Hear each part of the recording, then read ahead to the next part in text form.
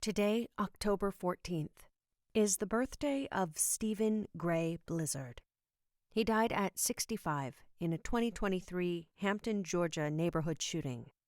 A proud U.S. Army veteran, Stephen was a master locksmith and worked for the County Board of Education for a decade before retiring. His hobbies included travel, woodworking, photography, and music. Known by his 9 beautiful grandchildren as Paw Paw Steve, he cherished time with his family, also including his 3 children and 3 brothers.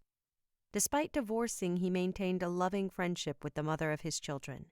The many photos on his online obituary are a testament to his playful nature, his love for others, and his lifelong facial hair excellence, from the mustache of the 70s to the full beard of his later years.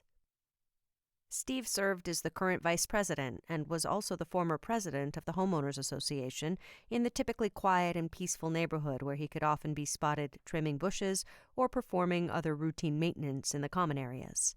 Simply put, Steve was a good guy. The gunman killed 4 neighbors, was on the run for 24 hours, and injured 3 law enforcement officers before dying in a shootout. He had been deteriorating for over 9 years following a mental health crisis that included an independent intervention. Although his mother made several calls seeking additional help for her son, she was repeatedly told that he had to come in voluntarily or commit a crime to get the medical help he needed. Despite a clearly dangerous medical condition, the shooter possessed an AR-15 and a handgun. Georgia is one of the 29 states that still do not have red flag laws to protect at-risk individuals from harming themselves or others.